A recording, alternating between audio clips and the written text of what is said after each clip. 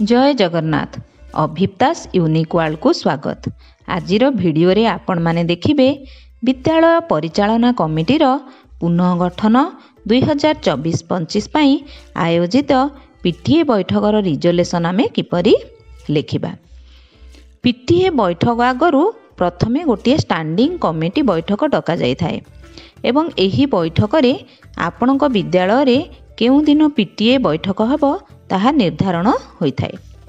सेही डेट अनुजाई आपण निज निज विद्यालय रे पीटीए बैठक आयोजन करिवे।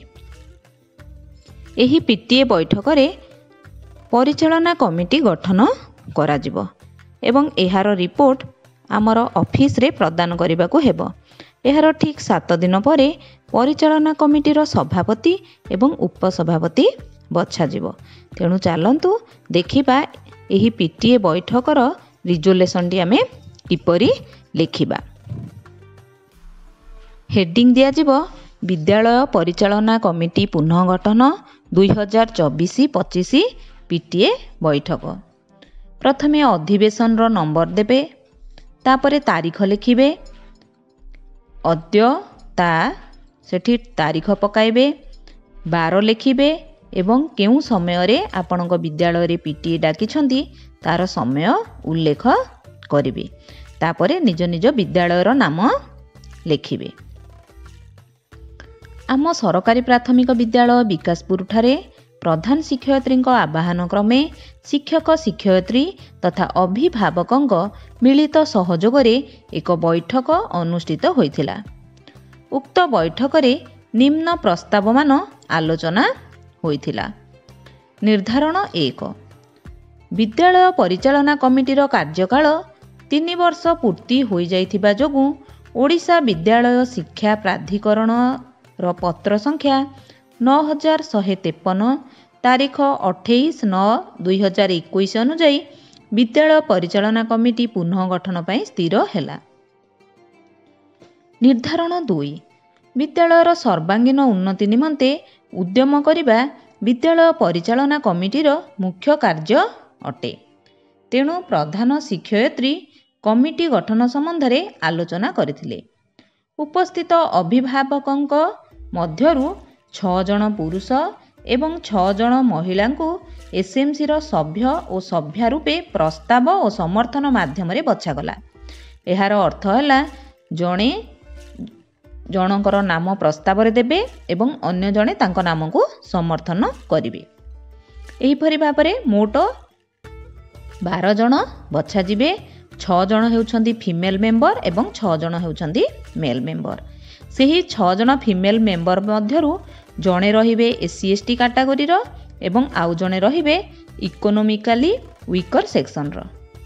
ठीक सेही परि पुरुष सदस्यंक मध्यरु जणे रहिबे एससी एसटी कैटेगरी रो एवं आउ जणे रहिबे ईडब्ल्यूएस कैटेगरी रो। जदि आपणक विद्यालय रे सेही परि एससी एसटी किंबा ईडब्ल्यूएस कैटेगरी रो नथांती तो सेठी जनरल कैटेगरी रो व्यक्ति रही पारिबे। ठीक सेही परि आपणक विद्यालय जदि पंचायत अंडर रे जाउछि तो जणे वार्ड मेंबर सभ्य बा सभ्या रहिबे। जदि एनएससी अंडर रे जाउछि जणे कॉर्पोरेटर रहिबे बा जदि महानगर निगम अंडर रे जाउछि तो जणे काउंसिलर सभ्य रहिबे।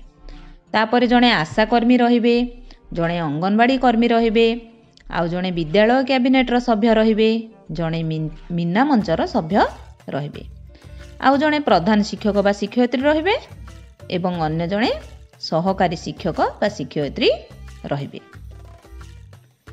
एही परि भाबे उपरोक्त 19 जन सभ्य सभ्यांकु नेई विद्यालय परिचालना कमिटी गठन करागला।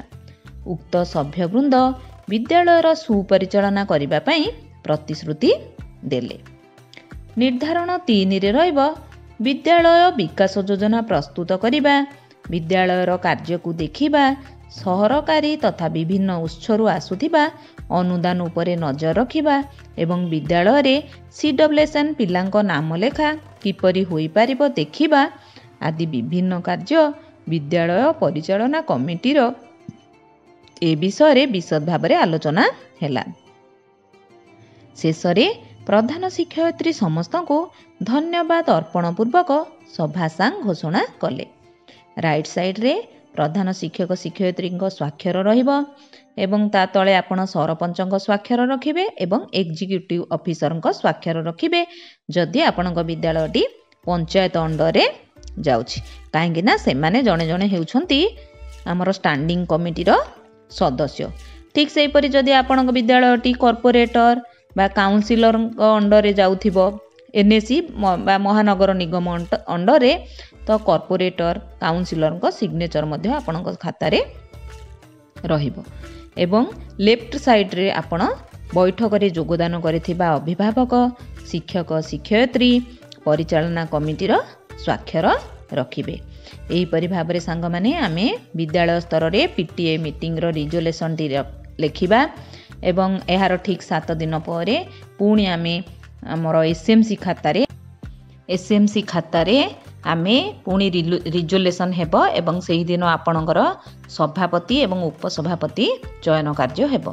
सांग माने जदि भिडियोटी भलो लागिछि तो लाइक करंतु शेयर करंतु एवं सब्सक्राइब करंतु।